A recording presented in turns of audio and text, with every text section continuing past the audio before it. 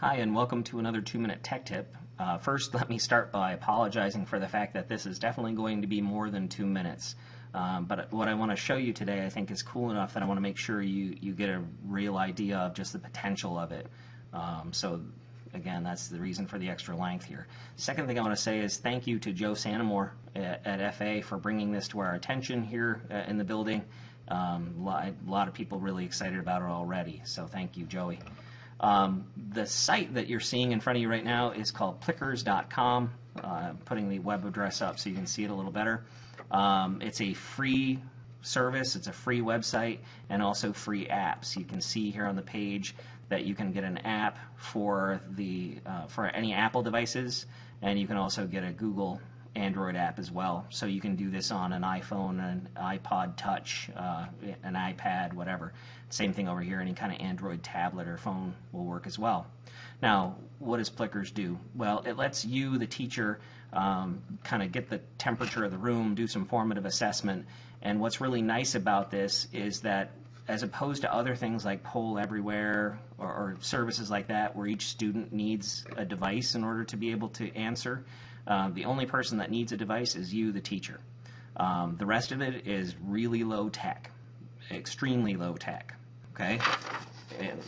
This low tech, okay? It uses these pieces of paper, these cards, for the students to provide their answers to your questions. If I click over here, you can see that these are the standard Plicker card sets. So all of these are free. If I click on any one of these links, it opens up a PDF. Okay, so the standard set is 40 cards. Each card, 40 one of these shapes, so it's on 20 cards because you can cut them in half. But 40 unique shapes. The shapes themselves don't matter. It's just, you'll see in a second why it matters that they're unique. Let me get out of that and come back over here and just show you the rest of the site before we get to what the cards do. So I have a library, and the library is my questions that I've typed in. I can assign the questions to classes so they're ready to go when the kids walk in. I've already got a set of questions ready to go for them. I can set up my classes. So for instance, if you look at this demo class, I've only added 2 students, but again, you can see that I can add up to 63 students because that's the biggest card set that's available. And each student gets a number, and it's important to remember that the number goes with the card. On the cards, each card is numbered. And then we have a live view, and I'll explain that in just a second. So now, if we switch back over to the webcam for just a second, here's what this does, okay? I've got my phone, and I apologize, I know this isn't going to be tremendously easy to follow, but I've got my phone here, my smartphone, and you'll see I pulled up the class view on the Plicker app, and I'm going to select the demo class, and you can see that on the demo class I would have a list of all of the questions I have available. I'm going to pick the one that I've got in there right now.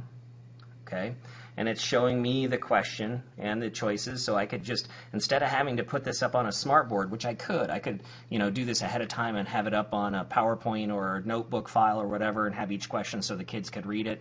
But I also, if I want to do this kind of more on the fly, I can just read the questions right off of my screen on my phone. When I'm ready to get the student answers, all I have to do is push the camera button down here at the bottom, and it enables the rear-facing camera. Okay. Now, remember I said these cards, each student is going to get one shape. They don't get a whole, we're going to cut these in half. Each student gets one shape, and again, you want to keep the number, that card with that student. So there are different ways you can do that. Some of the things I've seen will have laminated sets so that you can collect them and give them back to the kids each day or whenever you're going to use them. I've seen some places talk about how they will print them out on cardstock and then like paste the cardstock, have the students paste them inside a notebook cover or something so that the kid always has them with them, whatever, okay? Now, let me zoom in here so you can see. You can see that each one of the shapes is numbered, but it also, each side has a letter on it. So there's A, B, C, D. Okay? The way the kids are going to answer is they're going to hold their card up and they're going to hold their answer, so whatever they think is the right answer. So let's say that I think the answer for this question is B. When I hold my card up, I want to hold it with B facing the top. Okay? Now this might be kind of tricky to do, but here's what I'm going to do. So here's the app again. So hi, and I'm going to hold up my card. Okay, and it's actually very sensitive, so the teacher just has to stand in the front and kind of slowly scan around the room. You might have to scan back and forth a couple times, but it's pretty quick. And you can see that it already registered my answer there. Okay, so it showed that one student answered B, which was the wrong answer. Okay, and then let's say student 2 comes along, so there's my other shape again, and let's say that student 2 wants to answer C. Okay, so they put C at the top, and again the teacher comes along and, sorry, not good. Okay, teacher comes along and scans it again, and you can see that one student answered C, so far nobody's gotten this right. Once I've scanned the whole class, what I can do is I can hit the button to stop. Okay, and if I do that, you'll see that on my app I actually can see each one of the students' names and what they answered, and then a kind of more detailed breakdown of what the distribution of answers was.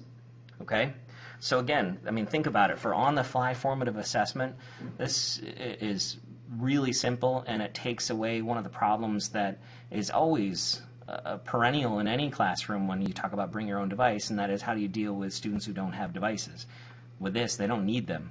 You know, as long as you have something that will connect to the wireless network or to a cell network and has a camera, you know, you're good to go.